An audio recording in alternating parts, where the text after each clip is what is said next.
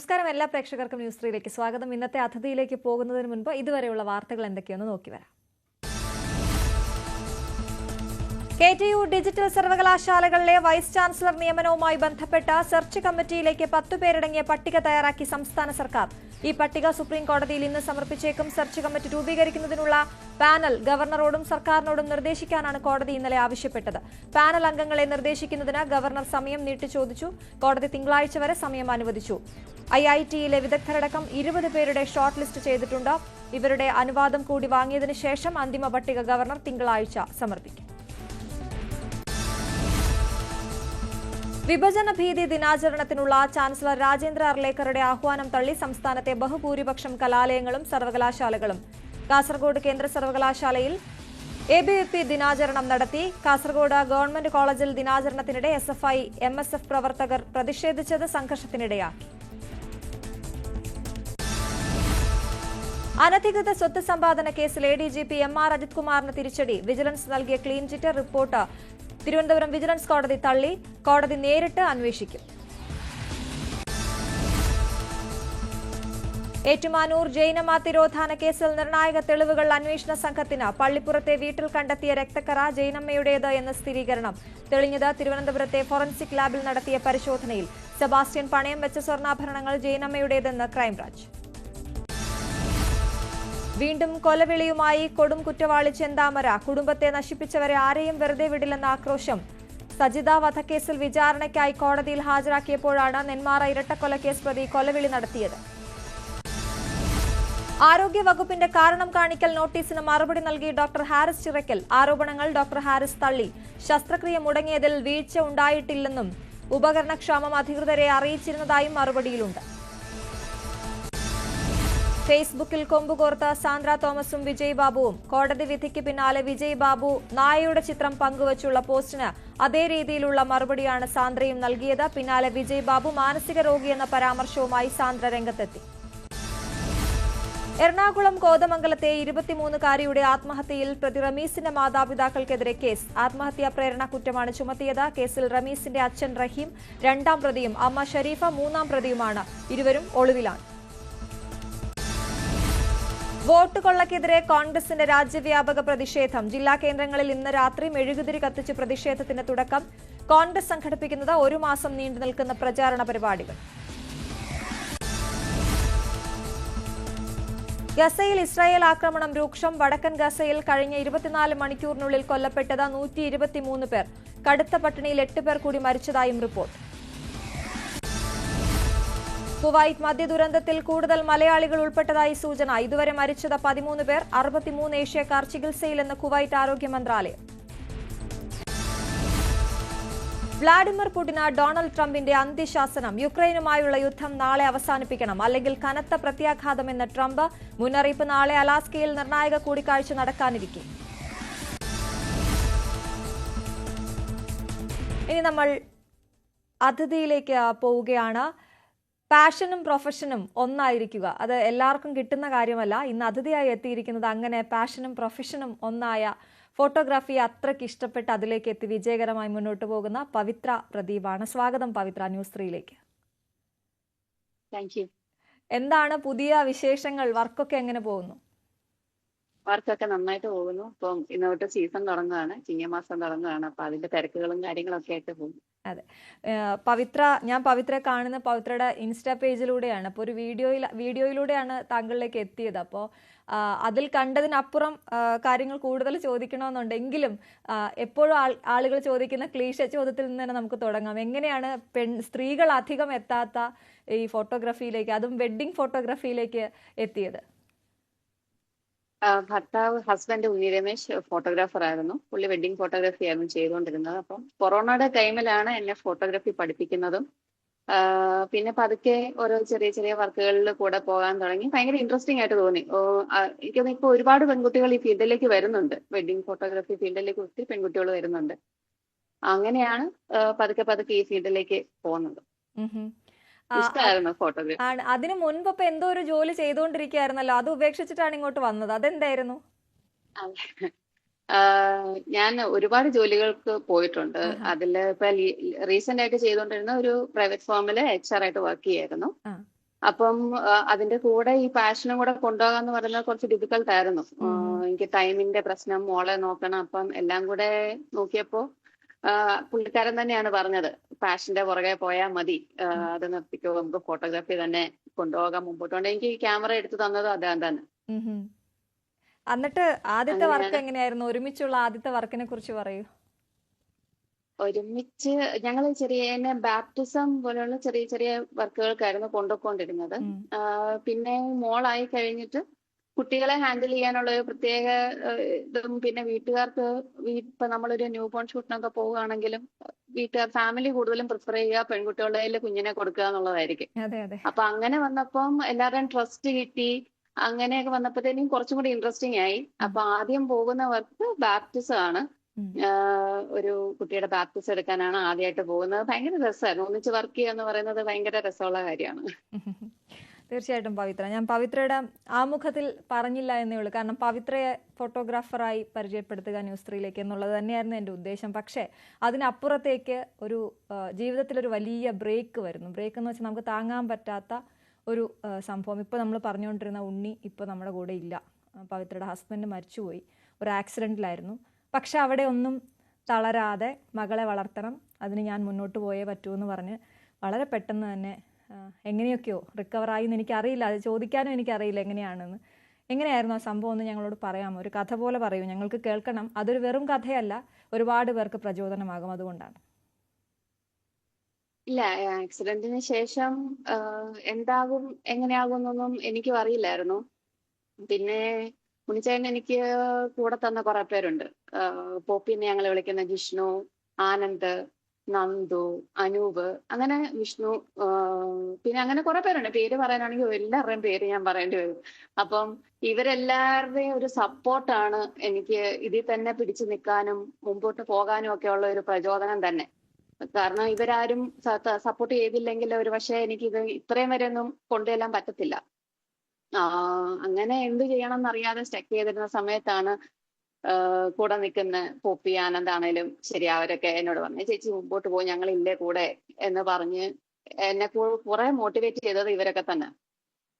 അങ്ങനെയാണ് എവിടെയാണോ നിർത്തിയത് അവിടെ നിന്ന് ഒന്നേന്ന് പിന്നെയും തുടങ്ങിയത്. തീർച്ചയായിട്ടും ഞാൻ പറഞ്ഞില്ല, ഒരു ഒറ്റ റീലാണ് താങ്കളിലേക്ക് എൻ്റെ ശ്രദ്ധ ക്ഷണിച്ചത്. കാരണം താങ്കളുടെ ബർത്ത്ഡേക്ക് ഒരു ഫ്രണ്ട് പോസ്റ്റ് ചെയ്തത്, ഇത് ഉണ്ണിയുടെ ഭാര്യ എന്ന് പറഞ്ഞ് പോസ്റ്റ് ചെയ്ത ആ ഒരു റീലാണ് ഞാൻ കണ്ടത്. പിന്നെ അങ്ങോട്ടേക്ക് ഫോളോ ചെയ്യാൻ തുടങ്ങി. ഭയങ്കര ഹാപ്പി ആയിട്ട് കൂടെ നിൽക്കുന്നവരെ കൂടി വളരെ ഹാപ്പി ആക്കി കൊണ്ടുപോകുന്ന താങ്കളെ കണ്ടു. എങ്ങനെയാണ് അതിൽ നിന്ന് മോചിതയായത് എന്ന് പറയാമോ ഒന്ന്? കാരണം അങ്ങനെ സ്റ്റക്കായി നിൽക്കുന്ന ഒരുപാട് പേര് ഇപ്പോഴും ഷോ കണ്ടുകൊണ്ടിരിക്കുന്നുണ്ടാവും. ഉഞ്ചന്റെ ഫ്രണ്ടാണ് മറിയ. അവര് ഭയങ്കര ക്ലോസ് ഫ്രണ്ട്സ് ആണ്. അപ്പം പുള്ളിക്കാരിയാണ് ആ റീല് ചെയ്തിട്ടുണ്ടായിരുന്നത്. ആക്ച്വലി പുള്ളിക്കാരിയും ഒരു ഏറെക്കുറെ സെയിം ഒരു ലൈഫ് ഇതുപോലുള്ള റിലേറ്റഡ് ആയിട്ടുള്ള ഇതിലൂടെ പൊക്കോണ്ടിരിക്കുകയാണ്. അപ്പം പുള്ളിക്കാരിക്ക് അറിയാം എന്തുമാത്രം സ്ട്രഗിളിങ് ആണെന്നുള്ളത്. അങ്ങനെയാണ് ആ വീഡിയോ ഇടാൻ ഇടയായതെന്ന് എനിക്ക് തോന്നുന്നു. അപ്പം എല്ലാവരുടെയും ഒരു പ്രെയർ, സപ്പോർട്ട്, ഇതെല്ലാം എനിക്ക് നമുക്ക് പ്രതീക്ഷിക്കാൻ പറയാൻ പറ്റത്തില്ല. നമുക്ക് എന്തുമാത്രമാണ് അത് തരുന്ന ഒരു എനർജി എന്തുമാത്രമാണെന്നുള്ളത്.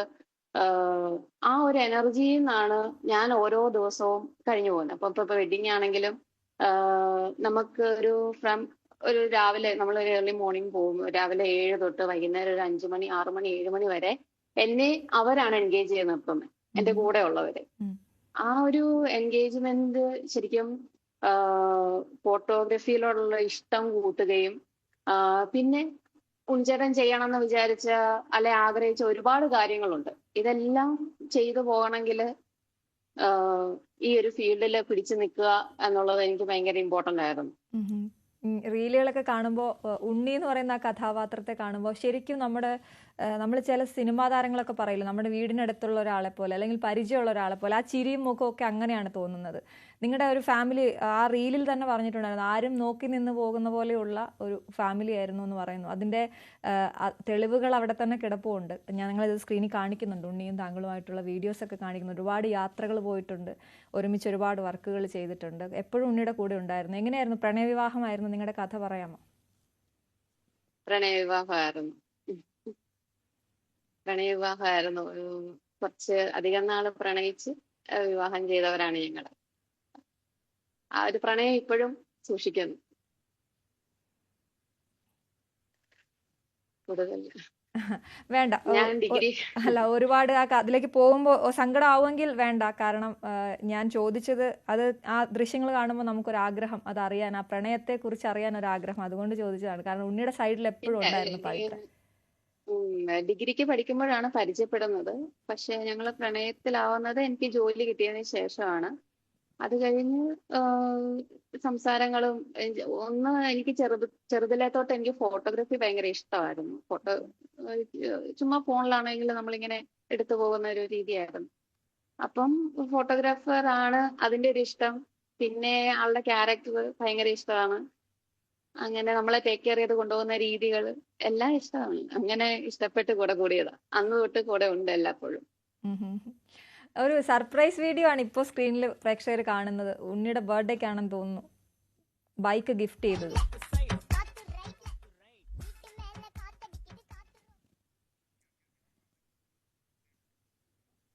പവിത്ര, കേൾക്കാമോ?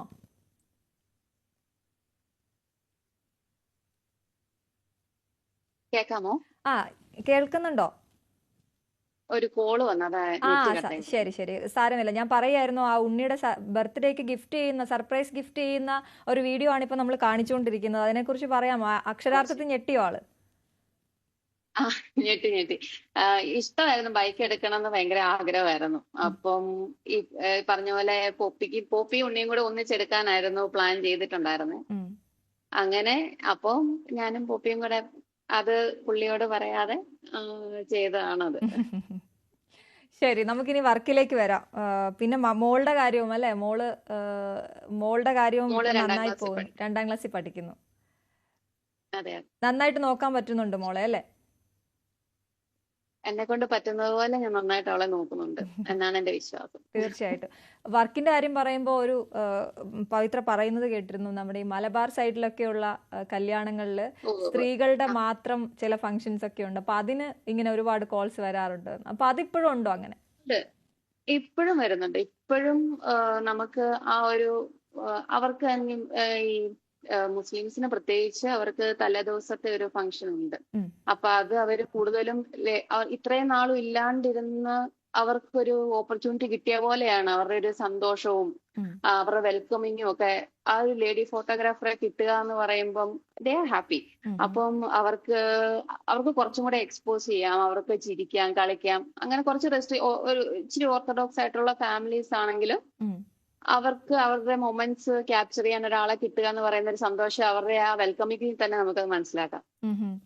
ഈ വർക്കുമായിട്ട് ബന്ധപ്പെട്ട് ഇപ്പൊ നമ്മള് ഒരു ഫോട്ടോഗ്രാഫറെ സംബന്ധിച്ചോളം ക്യാമറ അപ്ഗ്രേഡ് ചെയ്യുക അങ്ങനെയൊക്കെ ആയിരിക്കുമല്ലോ. ഏറ്റവും വലിയ സന്തോഷം ഈ അടുത്ത് തോന്നിയത് എന്തിലായിരുന്നു? ഏത് വർക്കിലായിരുന്നു? അല്ലെങ്കിൽ എന്ത് ചെയ്തപ്പോഴായിരുന്നു? ഏറ്റവും വലിയ സന്തോഷം എനിക്കിപ്പം സന്തോഷം എന്ന് വെച്ചാൽ നമ്മുടെ ക്ലയൻസ് ഹാപ്പി ആകുന്ന ഒരു മൊമെന്റ്. കഴിഞ്ഞ മെയിൽ ഒരു വർക്ക് ഉണ്ടായിരുന്നു. അപ്പൊ അതില് ബ്രൈഡിന്റെ അങ്കിള് പുള്ളി ഇങ്ങനെ പറയുണ്ടായി, ഞങ്ങക്ക് വന്നതില് ഏറ്റവും കൂടുതൽ കാൻഡിഡ് ഫോട്ടോഗ്രാഫ്സ് എടുത്തു തന്ന ഒരാളാണ് പവിത്ര. അപ്പം അവരുടെ ആ ഒരു സന്തോഷം വെച്ചാൽ അവരറിയാതെ അവർ ചിരിക്കുന്ന മൊമെന്റ്സ്, അവർ കരയുന്ന മൊമെന്റ്സ്, അതൊക്കെ ക്യാപ്ചർ ചെയ്ത് അവർക്ക് കൊടുക്കുമ്പോൾ അവർക്കുണ്ടാകുന്ന ഒരു സന്തോഷം കാണുന്നതാണ് ഇപ്പൊ ഏറ്റവും ഭയങ്കര ഹാപ്പിനെസ് എന്ന് പറയുന്നത്. ഇപ്പം എനിക്ക് തോന്നുന്നു ഫോട്ടോഗ്രാഫിക്ക് കൂടുതൽ അവസരങ്ങളും കിട്ടുന്നുണ്ടല്ലോ. ഇപ്പൊ എല്ലാം അങ്ങ് ആഘോഷമാക്കുകയാണല്ലോ ആളുകൾ. പണ്ടൊക്കെ ആണെങ്കിൽ വെഡിങ് ആയിരുന്നു പ്രധാനമെങ്കിൽ ഇപ്പൊ എല്ലാം ആഘോഷമാക്കുകയാണ്. എന്തൊക്കെയാണ് വർക്ക് ചെയ്യാറ്? ഞാനിപ്പം മെയിനായിട്ട് ബേബി ഷൂട്ട്, ബർത്ത്ഡേ, ബാപ്റ്റിസം, പിന്നെ വെഡിങ്, അങ്ങനെയാണ് പോകുന്നത്. വെഡിങ് വരുമ്പോൾ അതിന്റെ റിലേറ്റഡ് ആയിട്ടുള്ള എല്ലാ ഫംഗ്ഷൻസും, ഹൽദി, മെഹന്തി, സംഗീത്, അങ്ങനെ ഒരുപാടുള്ള അതിന് റിലേറ്റഡ് ആയിട്ട് വരുന്ന എല്ലാ ഫംഗ്ഷൻസും നമ്മൾ കവർ ചെയ്താ പോകുന്നത്. മെയിനായിട്ട് ഞാൻ ആദ്യം ഫോക്കസ് ചെയ്തുകൊണ്ടിരുന്നത് ന്യൂ ബോൺ ആയിരുന്നു. ഉണ്ണി വെഡിങ്ങും പോകും, ഞാൻ ന്യൂ ബോൺ, ബർത്ത്ഡേ, ബാപ്റ്റിസം അങ്ങനെയായിരുന്നു. ബേബി ഷൂട്ട്സ് ആയിരുന്നു കൂടുതലും ചെയ്തുകൊണ്ടിരുന്നത്. ഇപ്പൊ എല്ലാം പോകുന്നുണ്ട്. ക്രിയേറ്റീവ് ആയിട്ട് എന്തെങ്കിലുമൊക്കെ ചെയ്യാറുണ്ട്? ഇപ്പൊ എല്ലാവരും എന്തെങ്കിലുമൊക്കെ വ്യത്യസ്തത കണ്ടെത്തുന്നവരാണല്ലോ. ക്രിയേറ്റീവ് ആയിട്ട് കുറെ കാര്യങ്ങൾ പേജിലുണ്ടായിരുന്നു. അതെങ്ങനെയാണ്? സ്വന്തം താല്പര്യപ്രകാരം തന്നെയാണോ? അതെ അതെ, ഞാൻ നേരത്തെ പറഞ്ഞില്ലേ ആനന്ദ്, അവൻ എന്ന് വെച്ചാല് നമ്മുടെ എന്ത് ക്രിയേറ്റിവിറ്റിക്കും കൂടെ നിൽക്കുന്ന ഒരാളാ. അപ്പൊ എനിക്ക് ഇന്ന പോലെ ഒരു കാര്യം ചെയ്താൽ കൊള്ളാമെന്നുണ്ട് എന്ന് പറഞ്ഞു കഴിയുമ്പോഴത്തേക്കിനും അന്നേരം അതിന്റെ ഐഡിയകളും കാര്യങ്ങളും ഒക്കെ ആയിട്ട് പിന്നെ ഡിസ്കഷനായി അതിനെ കുറിച്ച് അത് എവിടെയായിരിക്കും അത് റെഡിയാവുക, അങ്ങനെയുള്ള കാര്യങ്ങളൊക്കെ സംസാരിച്ച് ഇതെല്ലാം സെറ്റ് ചെയ്യാൻ എന്നെ ഹെൽപ്പ് ചെയ്യുന്ന ആളാണ് ആനന്ദ്. അപ്പം ഇപ്പൊ റീസെന്റ് നമുക്കിപ്പോ നെക്സ്റ്റ് ഡേ ഒരു ഷൂട്ട് വരുന്നുണ്ട്. അപ്പൊ അവർക്കും ഇതുപോലെ ക്രിയേറ്റീവ് ആയിട്ട് എന്തെങ്കിലും, നോർമൽ പ്രീ വെഡിങ് ഷൂട്ട് ഒന്നും ഞങ്ങൾക്ക് വേണ്ട. ഇപ്പൊ അങ്ങനെയാ നമ്മളോട് പറയുന്നത്, ചേച്ചി അന്ന് ചെയ്തില്ലേ അതുപോലെ ഒരു സാധനം വേണം എന്ന് പറയുമ്പോ പിന്നെ ഞാനും ആനന്ദും പോപ്പിയുണ്ട്, ഞങ്ങൾ മൂന്നുപേരും കൂടെ ഇരുന്ന് ചിന്തിക്കും എന്തായിരിക്കും ക്രിയേറ്റീവ് ആയിട്ട് അവർക്ക് കൊടുക്കാൻ പറ്റുക. അങ്ങനെ ഇരുന്ന് 2-3 ദിവസത്തെ വർക്കൗട്ടിന് ശേഷമാണ് എന്തെങ്കിലും ഒരു ഐഡിയ തലേ വരുന്നതും. പിന്നെ അതതിന്റെ രീതിക്ക് അങ്ങ് പൊക്കോളും. നമുക്ക് ആ ഒരു സാധനം കിട്ടിക്കഴിഞ്ഞാൽ പിന്നെ എല്ലായിടത്തുനിന്നും നമുക്ക് കാര്യങ്ങളെല്ലാം ഒന്നിച്ചു വരും. ഓക്കെ, അപ്പൊ എനിക്ക് തോന്നുന്നു ഇന്നും വളരെ ബിസി ആയിട്ടുള്ള ഒരു ഷെഡ്യൂളാണ്. ഞാൻ തുടക്കത്തിൽ പറഞ്ഞതുപോലെ ഈ പാഷനും പ്രൊഫഷനും ഒന്നിച്ചതിന്റെ ഒരു ഗുണം എന്താണ് പവിത്രയ്ക്ക് തോന്നുന്നത്? സന്തോഷമായിട്ട് വർക്ക് ചെയ്യാൻ പറ്റുന്നുണ്ട്, അതാണ് ഏറ്റവും വലിയ ഗുണം. നമുക്ക് പ്രഷർ ഉണ്ട്, ഇല്ലെന്നല്ല, പക്ഷെ ആ പ്രഷറിൽ നമുക്ക് എൻജോയ് ഈ പ്രഷർ ആരുടെ ഭാഗത്തുനിന്നുള്ള പ്രഷറാണ്? ഈ വർക്ക് പ്രഷർ എങ്ങനെയാണ്? നിങ്ങളുടെ പ്രഷറിന്റെ കാര്യം ഒന്ന് പറയാമോ? ഈ ബന്ധുക്കളുടെ ഭാഗത്തുനിന്ന് മറ്റേ മുഹൂർത്തത്തിന് മുന്നേ വീട്ടിൽ കയറ്റണോ, അതാണോ? ഒന്ന് അതൊക്കെ അതിന്റെ ഒരു ഫൺ സൈഡായിട്ടേ നോക്കുന്നുള്ളൂ. എല്ലായിടത്തും കാണും, എല്ലായിടത്തും അതിന്റേതായിട്ടുള്ള ടൈമിന്റെ പ്രശ്നങ്ങള്, വീട്ടുകാർക്ക് ബ്രൈഡിനും ഗ്രൂമിനും കിട്ടണം എന്നുള്ള പ്രശ്നങ്ങള്, ഇപ്പൊ മേക്കപ്പ് ആർട്ടിസ്റ്റ് ആണെങ്കിൽ അവർക്ക് അവരുടെ ഇത് ഫുൾ ടൈം അവർക്ക് കിട്ടണം എന്നുള്ള പ്രശ്നങ്ങൾ, അതെല്ലാം ഒരു സൈഡിൽ നിന്നുണ്ട്. പിന്നെ ഇതൊരു സമയത്ത് ഇറക്കി കൊടുക്കുക എന്നുള്ളതാണ് നമ്മുടെ റെസ്പോൺസിബിലിറ്റി. അവിടെ ചെറിയൊരു പ്രഷർ ഉണ്ട്, പക്ഷെ അതും ഇതിന്റെ ഒരു ഭാഗമാണ്. അതും ഭയങ്കര ഹാപ്പിനെസ്സിൽ തന്നെയാണ് നമ്മൾ ചെയ്യുന്നത്. ഓക്കെ, ഈ ഇപ്പൊ പറഞ്ഞ പോലെ ഇത് ഒരു ഗ്രൂപ്പായിട്ട് നിങ്ങൾ ചെയ്യുമ്പോൾ ഉള്ള ഒരു സന്തോഷം കൂടി ഒന്ന് വേറെ ഉണ്ടല്ലേ? നേരത്തെ പറഞ്ഞ പോലെ യാത്രകൾ ഒരുപാട് ഇഷ്ടമുള്ള ആളാണെന്ന് തോന്നുന്നു. അപ്പൊ യാത്രകളും ചെയ്യാൻ പറ്റുന്നുണ്ട്. അതിപ്പോ മോളെയൊക്കെ എങ്ങനെയാണ് ഹാൻഡിൽ ചെയ്യുന്നത്? സ്ത്രീകളാവുമ്പോൾ നമുക്ക് ഒരുപാട് ഉത്തരവാദിത്തങ്ങൾ ഉണ്ടല്ലോ. ചേട്ടന്റെ അമ്മയുണ്ട്, ഫുൾ സപ്പോർട്ടായിട്ട് ചേട്ടന്റെ അമ്മയുണ്ട്. ചേട്ടന്റെ അമ്മയാണ് മോളുടെ കാര്യങ്ങള് ഭൂരിഭാഗവും അമ്മ തന്നെയാ നോക്കുന്നത്. അവളുടെ ഫുഡ് ആണെങ്കിലും പഠിത്തം അമ്മയ്ക്ക് അത്ര പറ്റില്ല, അതുകൊണ്ട് അടുത്തൊരു കുട്ടിയുണ്ട്, മോള് നോക്കിക്കോളും പഠിത്തം. വൈകുന്നേരം വന്നു കഴിഞ്ഞാൽ കുറച്ചു നേരം അവളെ ഇരുത്തി പഠിപ്പിക്കുക. ഇതെല്ലാം എനിക്ക് ഈ പറഞ്ഞ പോലെ ഉണ്ണിച്ചേട്ടൻ എനിക്ക് കുറെ പേരെ തന്നിട്ടുണ്ട്. അതെല്ലാം കൊണ്ടാണ് ഞാൻ ഇന്ന് ചെയ്ത് പോകുന്നത്. ഇപ്പൊ ഒന്ന് തിരിഞ്ഞു നോക്കുമ്പോ തോന്നുന്നുണ്ട് ഈ കഴിഞ്ഞ കാര്യങ്ങളെല്ലാം ഇങ്ങനെ നേരത്തെ അറിഞ്ഞു ചെയ്തതുപോലെ പുള്ളി അദ്ദേഹത്തിന്റെ കൂടെ കൂട്ടുന്നു, എല്ലാ കാര്യങ്ങളും പറഞ്ഞു തരുന്നു. ഒന്ന് തിരിഞ്ഞു നോക്കുമ്പോ ഇതെല്ലാം നേരത്തെ അദ്ദേഹം അറിഞ്ഞു ചെയ്തതുപോലെ തോന്നുന്നു എന്ന് എനിക്കിപ്പോ കേട്ടപ്പോ. അതായത് കൂടെ നിർത്തുന്നു, ഫോട്ടോഗ്രാഫി പഠിപ്പിക്കുന്നു, ഒരുപാട് സുഹൃത്തുക്കളെ തരുന്നു, വർക്കിനൊന്നും ഒരു കുറവും വരുന്നില്ല എന്നുള്ളത് അങ്ങനെ ഒരു തോന്നലുണ്ടോ? അങ്ങനെയുണ്ട്. എന്റെ കൂടെ നിന്ന് തിരിഞ്ഞു നോക്കുമ്പോ എനിക്ക് മനസ്സിലാവുന്നുണ്ട്. നമ്മളെ എന്നോട് എപ്പോഴും പറഞ്ഞൊരു കാര്യ, നാളെ ഞാനില്ലെങ്കിലും നീയും കുഞ്ഞും ജീവിക്കണം. അപ്പോ എപ്പോഴും പറയും, ഞങ്ങളത് പറഞ്ഞ് എപ്പോഴും അടി ഉണ്ടാക്കാറുള്ള ഒരു കാര്യമാണ്. അപ്പോ എന്നോട് എപ്പോഴും പറയാം, നീ ഇത് പഠിക്കേ, എഡിറ്റിങ് പഠിക്കേ. അങ്ങനെ എന്നെ പാമ്പർ ചെയ്ത് പഠിപ്പിച്ച്, എന്നെ സ്പൂൺ ഫീഡ് ചെയ്ത് ഓരോന്നും പഠിപ്പിച്ച് ഓരോന്നും ചെയ്യിപ്പിച്ച് ഞാൻ ഭയങ്കര മടിച്ചായിരുന്നു ഉള്ള കാര്യം പറയാം. അപ്പം ഇതിലേക്ക് എന്നെ കൊണ്ടുവന്നത് ഉണ്ണിച്ചേട്ടൻ തന്നെയാണ്. അപ്പം എന്റെ ഒരു ഇൻസ്പിറേഷൻ എന്ന് പറയുന്നത് അദ്ദേഹം തന്നെയാണ്. പുള്ളി എനിക്ക് ആ ഒരു പേര് നിലനിർത്തിക്കൊണ്ട് ഉണ്ണിച്ചേട്ടന്റെ ആഗ്രഹങ്ങളെല്ലാം സാധിച്ച് ഫോട്ടോഗ്രാഫി ഫീൽഡ് തന്നെ മുമ്പോട്ട് നല്ലപോലെ കൊണ്ടുപോകണം എന്നാണ് എന്റെ ഏറ്റവും വലിയ ആഗ്രഹം. ഞാനത് ആ ഫ്രണ്ട്ഷിപ്പ്, അതെ തീർച്ചയായിട്ടും ആ ആഗ്രഹങ്ങളെല്ലാം നടക്കും. ആ ഫ്രണ്ട്ഷിപ്പ് ഉണ്ണി എത്രത്തോളം സുഹൃത്തുക്കളുമായിട്ട് ബന്ധമുള്ള ആളായിരുന്നു എന്നുള്ളത് താങ്കളുടെ ഓരോ ഫോട്ടോയുടെയും വീഡിയോയുടെയും താഴെ വരുന്ന കമന്റ്സ് നോക്കുമ്പോൾ ഞങ്ങളുടെ ഉണ്ണിയുടെ വൈഫ് എന്ന് പറഞ്ഞ് വരുന്ന അവരെ കെയർ ചെയ്യുന്ന ഒരു ഇത് നമ്മൾ കാണുന്നുണ്ട്. എന്തായാലും അതെ. അപ്പൊ എന്തായാലും ഗംഭീരമായിട്ട് മുന്നോട്ട് പോകാൻ കഴിയട്ടെ. എല്ലാവിധ ആശംസകളും നേരുകയാണ്. Thank you Pavithra. Thank you so much. ഇടവേള.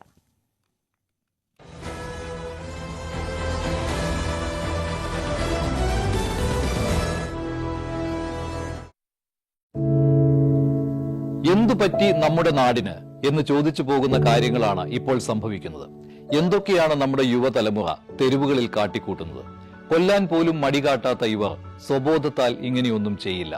നാടിന്റെ അഭിമാനമായി വളരേണ്ട യുവത്വത്തെ ഇങ്ങനെ പോകാൻ അനുവദിച്ചുകൂടാ. നമ്മൾ ഓരോരുത്തരും മാതാപിതാക്കൾ കൂടിയാണ്. നേർവഴിക്ക് നടത്താൻ, തെറ്റുകൾ പറഞ്ഞു മനസ്സിലാക്കാൻ നമുക്ക് കഴിയണം.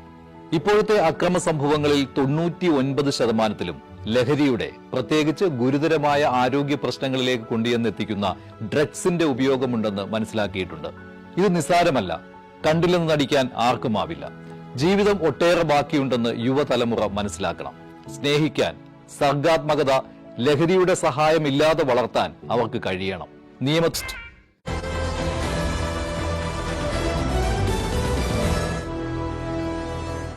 News 18 big breaking. വളരെ പ്രധാനപ്പെട്ട ഒരു വാർത്തയിലേക്കാണ് ഇന്ന് നമ്മൾ പോകുന്നത്. ചേർത്തലയിലെ സ്ത്രീകളുടെ തിരോധാനത്തിൽ നിർണായക വെളിപ്പെടുത്തൽ പുറത്തു വന്നിരിക്കുന്നു. ബിന്ദു പത്മനാഭനെ കൊന്നതാണെന്നാണ് വെളിപ്പെടുത്തൽ. സെബാസ്റ്റ്യനും സുഹൃത്തും ചേർന്ന് ബിന്ദു പത്മനാഭനെ കൊലപ്പെടുത്തിയെന്ന കടക്കരപ്പള്ളിയിലെ ദല്ലാളുടെ ശബ്ദരേഖ ന്യൂസ് 18 ലഭിച്ചു. കടക്കരപ്പള്ളി സ്വദേശിനിയോടാണ് ദല്ലാളായ സോഡ പൊന്നപ്പൻ കൊലപാതക വിവരം വെളിപ്പെടുത്തിയത്. 4 വർഷം മുൻപ് നടന്ന സംഭാഷണത്തിന്റെ ശബ്ദരേഖ ക്രൈംബ്രാഞ്ച് പരിശോധിക്കുകയാണ്.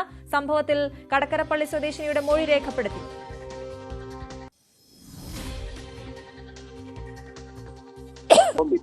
എന്റെ ഒരു ചുക്കുമില്ല, ഈ പ്രായങ്ങളിലെ ഒന്നുമില്ല. ഒരു 5 വയസ്സായി ഒന്നും ഇല്ല എന്നുള്ളവരെ എനിക്കറിയാം. നടക്കില്ല. സെബാസ്റ്റ്യൻ ഇവനും കൂടിയാണ് വെച്ചത്. എന്നെ വിളിച്ചോണ്ട് ഞാൻ അവിടെ പോയി. പിറ്റേ ദിവസം രാവിലെ പ്രാങ്കൾ വീട്ടിൽ വന്നു. പൊന്നം പോയിട്ട് എന്ത് പറഞ്ഞു? ഞാൻ പറഞ്ഞു ഒന്നും പറയും, എന്നെ പറ്റി ഒന്നും പറയില്ല. ഞാൻ പറഞ്ഞു എനിക്ക് ആരെയും പറ്റി ഒന്നും പറഞ്ഞതാണ്. നിങ്ങൾ സ്ഥലമൊക്കെ രണ്ടുപേരും കൂടി സ്ഥലവും വിറ്റ് ആ പെണ്ണിനെയും കൊണ്ട് കൊന്നു. ഇത് എനിക്കറിയാവുന്നതാണ്. ഇത് ഞങ്ങളോട് പറഞ്ഞു. ഇപ്പൊ അന്വേഷണം വന്നപ്പോഴത്തേക്ക് എന്നോട് പറഞ്ഞ് അവളൊന്നും ജീവിച്ചിരിപ്പില്ല, അവളൊക്കെ ചത്തുപോയെന്ന് പറഞ്ഞു. അപ്പൊ ഞാൻ ഇവര് രണ്ടുപേരും കൂടി മയക്കുമരുന്ന് കൊടുത്ത് അടിച്ചിട്ട് ബാത്റൂമിൽ ഇട്ട് അടക്കണം ഉണ്ടായില്ല. പിന്നെ നമ്മളതിനകത്ത് അങ്ങനെ തല്ലി പോയി. അവിടെ ആങ്ങള രാമേന്ദ്രൻ അവൻ വന്നാണ് പ്രശ്നം ഉണ്ടാക്കിയത്. ഈ പേപ്പറിലൂടെ അറിഞ്ഞപ്പോ ഞാൻ പറഞ്ഞു നിങ്ങൾ അറിയുക ഇങ്ങനെ ഈ മാടക്കെ അപ്പറയാണെന്ന് പറയണ. ഭയങ്കര വീടായിരുന്നു. അവള് ഭയങ്കര മോശക്കാരിയാണ്, ആവാസക്കാരിയാണ്, കൊള്ളിയില്ലാത്തവളായിരുന്നു. അത് നല്ല ഡീസന്റ് പെണ്ണായിരുന്നു. ശരണ്യ സ്നേഹജൻ വാർത്തയുടെ വിശദാംശങ്ങളുമായി ചേരുന്നു. ശരണ്യ, നിർണായക വെളിപ്പെടുത്തലാണ്. കേസിനെ സംബന്ധിച്ചിടത്തോളം വളരെ പ്രധാനപ്പെട്ട ഒരു മൊഴിയായി കൂടി ഇതിനെ ചേർത്ത് വെക്കേണ്ടി വരും. ബിന്ദു പത്മനാഭനെ കൊന്നതാണെന്ന് ദല്ലാൾ പറയുന്നു. എന്തൊക്കെ കാര്യങ്ങളാണ് കൂടുതലായി അതിലുള്ളത്? അശ്വതി, ഏറ്റവും നിർണായകമായ മൊഴിയാണ്, വെളിപ്പെടുത്തലാണ് ഈ ദല്ലാളുടെ ഭാഗത്തു നിന്ന് ഉണ്ടായിട്ടുള്ളത്. ഈ ദല്ലാളായ കടക്കരപ്പള്ളി സ്വദേശിയായ ദല്ലാളായ വ്യക്തി, അതായത് സോഡാപ്പനപ്പൻ എന്ന വ്യക്തിയാണ് തന്റെ തന്നെ പ്രദേശത്തുള്ള ശശികല എന്ന സ്ത്രീയോട് ഈ കാര്യങ്ങൾ തുറന്നു പറഞ്ഞിരിക്കുന്നത് എന്നുള്ളതാണ്. 4 വർഷം മുമ്പുള്ള ശബ്ദ സംഭാഷണമാണ് നമ്മളിപ്പോൾ പുറത്തുവിടുന്നത്. ഇതിൽ വളരെ കൃത്യമായി എങ്ങനെയാണ് ബിന്ദു പത്മനാഭനെ അവർ അപായപ്പെടുത്തിയത്, സെബാസ്റ്റ്യനും ഒപ്പം തന്നെ ഈ പറഞ്ഞ ഫ്രാങ്കിൽ എന്ന വ്യക്തിയും ചേർന്ന് എങ്ങനെയാണ് ബിന്ദുവിനെ ഇല്ലാതാക്കിയെന്ന് വിശദീകരിക്കുന്ന ശബ്ദ സംഭാഷണമാണ് നമുക്കിപ്പോൾ ലഭ്യമായിട്ടുള്ളത്. ശശികല എന്ന കടക്കരപ്പള്ളി സ്വദേശിനിയോടാണ് ഈ കാര്യങ്ങൾ ഇയാൾ വ്യക്തമാക്കിയിട്ടുള്ളത്. അതായത് നമ്മളിപ്പോൾ കേട്ട ശബ്ദ സംഭാഷണത്തിനകത്ത് വളരെ വ്യക്തമായി പറയുന്നുണ്ട് ഈ കടക്കരപ്പള്ളി സ്വദേശിയെ എങ്ങനെ, അതായത് ബിന്ദു പത്മനാഭന്റെ വീട്ടിലേക്ക് എങ്ങനെയാണ് ഈ സെബാസ്റ്റ്യനും ഫ്രാങ്കിൻ എന്ന വ്യക്തിയും, അതായത് കടക്കരപ്പള്ളി സ്വദേശിയുടെ ഫ്രാങ്കിൻ എന്ന വ്യക്തിയും എത്തിയതെന്നുള്ളതാണ് അയാൾ വിവരിക്കുന്നത്.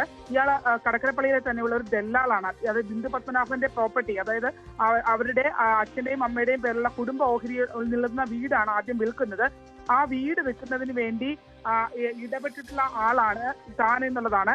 അങ്ങനെ ആദ്യം സെബാസ്റ്റ്യനെയും ഈ ഫ്രാങ്കിൻ എന്ന് പറഞ്ഞ ദല്ലാളിനെയും ഇവർ രണ്ടുപേരെയും സ്ഥലക്കച്ചവടവുമായി ബന്ധപ്പെട്ട് ബിന്ദു പത്മനാഭനെ പരിചയപ്പെടുത്തി കൊടുക്കുന്നത് താനാണ് എന്നുള്ളതാണ് ഇയാൾ വ്യക്തമാക്കുന്നത്.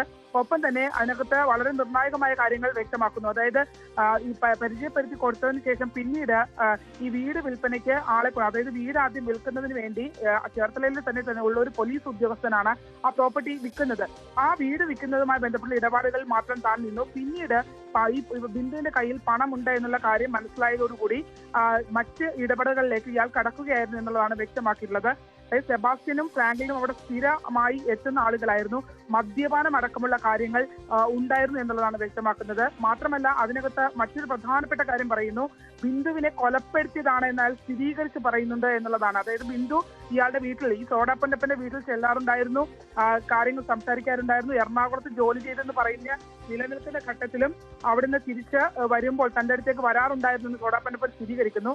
അതിൽ തന്നെ ഈ ശശികളോട് പറയുന്ന ഏറ്റവും നിർണായകമായ ഒരു കാര്യം എന്ന് പറയുന്നത് ബിന്ദുവിനെ ഈ സെബാസ്റ്റ്യനും ഒപ്പം തന്നെ കൂടെയുള്ള വ്യക്തിയും ചേർന്ന് ശുചിമുറിയിൽ വെച്ച് കൊലപ്പെടുത്തി എന്നുള്ളതാണ് വ്യക്തമാക്കുന്നത്. അതായത് ലഹരി നൽകി മയക്കിയ ശേഷം ശുചിമുറിയിൽ നിർത്തി ശുചിമുറിയിൽ വെച്ചാണ് കൊലപ്പെടുത്തിയെന്നുള്ള നിർണായക വിവരം കൂടി ഇയാൾ പങ്കുവെക്കുന്നു. ഒപ്പം തന്നെ ഇയാൾ പറയുന്നത് സെബാസ്റ്റ്യനും ഫ്രാങ്ക്ലിനും അവിടെ സ്ഥിരം ആളുകളായിരുന്നു എന്നുള്ളതാണ്. വീട് വിറ്റതിന് ശേഷം അവിടെ ഉണ്ടായിരുന്ന മരങ്ങൾ വെട്ടി വിറ്റത് താനാണ് എന്നുള്ളത് ഈ സോഡാപ്പനപ്പൻ സ്ഥിരീകരിക്കുന്നുണ്ട്. ഒപ്പം തന്നെ വീടിനകത്തുണ്ടായിരുന്ന ഫർണിച്ചറുകൾ ഉൾപ്പെടെ സെബാസ്റ്റ്യൻ വിറ്റു എന്നുള്ള കാര്യം ഇയാൾ ഈ ശശികളോട് സ്ഥിരീകരിക്കുന്നു. ഒപ്പം ഈ ബിന്ദുവിന്റെ മറ്റ് സ്ഥലമിടപാടുകളുമായി ബന്ധപ്പെട്ട് താനാണ് ആ സ്ഥലം സെബാസ്റ്റ്യനും താനും ചേർന്നാണ് വിറ്റ് നൽകിയെന്ന് ഉൾപ്പെടെയുള്ള കാര്യങ്ങൾ പറയുന്നു. ഒപ്പം സെബാസ്റ്റ്യനും ഒപ്പം തന്നെ ഈ ഫ്രാങ്ക്ലിനും ചേർന്ന് ബിന്ദുവിനെ കൊലപ്പെടുത്തിയ ശേഷം ആണ് ഈ സ്വത്തുക്കൾ അവർ കയ്യിലാക്കിയത് എന്നും വ്യക്തമാക്കുന്നുണ്ട്. അതിനപ്പുറത്തേക്ക് മറ്റൊരു പ്രധാന കാര്യം അയാൾ പറയുന്നത്, ഒരു ദിവസം വൈകിട്ട് തന്റെ വീട്ടിലേക്ക് താൻ നിൽക്കുന്നിടത്തേക്ക് സെബാസ്റ്റ്യൻ എത്തി. അന്ന് സെബാസ്റ്റ്യന്റെ മുഖത്ത് കരണത്ത് ബിന്ദു അടിച്ചിരുന്നു എന്നുള്ളതാണ്. ഈ അടിച്ച വിവരം താൻ എന്തിനാണ് അടി കൊണ്ടത് എന്നുള്ള ചോദ്യം ഇയാൾ ഉന്നയിച്ചു. സോഡാപ്പൻ്റെപ്പൻ സെബാസ്റ്റ്യനോട് ചോദിച്ചു എന്ന് വ്യക്തമാക്കുന്നുണ്ട്. ആ ഘട്ടത്തിൽ ബിന്ദു അടിച്ചു എന്നുള്ള കാര്യം ഇയാൾ സ്ഥിരീകരിക്കുകയും ചെയ്തിട്ടുണ്ട് എന്നുള്ളതാണ്. അത്തരത്തിൽ വളരെ നിർണായകമായ വിവരങ്ങൾ അടങ്ങുന്ന ശബ്ദരേഖ 4 വർഷം മുമ്പ് റെക്കോർഡ് ചെയ്യപ്പെട്ട ശബ്ദരേഖയാണ് ഇപ്പോൾ നമുക്ക് ലഭ്യമായിട്ടുള്ളത്. അതിൽ തന്നെ ഇത് ക്രൈംബ്രാഞ്ച് സംഘത്തിന് ഈ ശശികല നേരത്തെ തന്നെ കൈമാറിയിട്ടുണ്ടായിരുന്നു. ഇപ്പോൾ അന്വേഷണ സംഘം, പുതുതായി വന്ന അന്വേഷണ സംഘം ഇതുമായി ബന്ധപ്പെട്ട വിവരങ്ങൾ ഇപ്പോൾ ശേഖരിച്ചുകൊണ്ടിരിക്കുകയാണ്. ഈ ശബ്ദരേഖ ഇന്നലെ ക്രൈംബ്രാഞ്ച് സംഘം എത്തി ശശികലയിൽ നിന്നും വിശദാംശങ്ങൾ തേടുകയും ചെയ്തിട്ടുണ്ട്. അശ്വതി, അതാണ് ശരണ്യ, ഇപ്പോഴത്തെ അന്വേഷണത്തിന് കൂടുതൽ മുന്നോട്ട് നടത്തുന്ന സംഭവങ്ങളാണ് ഈ മൊഴിയിലുള്ളത്, അല്ലെങ്കിൽ ഈ ഒരു ശബ്ദരേഖയിലുള്ളത് എന്ന് നമുക്ക് മനസ്സിലാക്കാം. ഏറ്റവും പ്രധാനം ശരണ്യ പറഞ്ഞതുപോലെ ഇവർ തമ്മിൽ നേരത്തെ ഒരു പ്രശ്നമുണ്ടായി. എന്തിനാണ് ബിന്ദു പത്മനാഭനെ കൊന്നത് എന്ന കാര്യം കൂടി ഇനി അറിയേണ്ടതുണ്ട്. ഒപ്പം ഇവർ തമ്മിൽ പ്രശ്നങ്ങൾ ഉണ്ടായിരുന്നു എന്നുള്ളതിന് തെളിവാണ് ബിന്ദു ഇയാളുടെ സെബാസ്റ്റ്യന്റെ മുഖത്തടിച്ചു എന്ന് പറയുന്ന കാര്യം, അല്ലേ? അതെ, അതായത് ഇവര് ദല്ലാൽമാരായാണ് അവിടെ ഈ ബിന്ദുവിന്റെ വീട്ടിലേക്ക് എത്തിച്ചേരുന്നത് എന്നുള്ളതാണ്. ഈ ദല്ലാൽ ജോലി ചെയ്യുന്നതിനിടയിൽ ബിന്ദുവിന്റെ വീട്ടിലേക്ക് ഈ സെബാസ്റ്റ്യനെ പരിചയപ്പെടുത്തി കൊടുത്തത് ആളാണ് ഈ സംസാരിക്കുന്നത്. അതായത് സോഡാപ്പനപ്പൻ എന്ന വ്യക്തിയാണ് ഈ ബിന്ദുവിനെ, അയാൾ കടക്കരപ്പള്ളി സ്വദേശി തന്നെയാണ്, ബിന്ദുവിന്റെ വീടിനടുത്ത് തന്നെ ഉള്ള ആളാണ്. ഈ സോഡാപ്പനപ്പനാണ് ബിന്ദുവിനെ ഈ സെബാസ്റ്റ്യനും ഫ്രാങ്ക്ലിനുമായി പരിചയപ്പെടുത്തി. ഇവർ 3 പേരും ചേർത്തല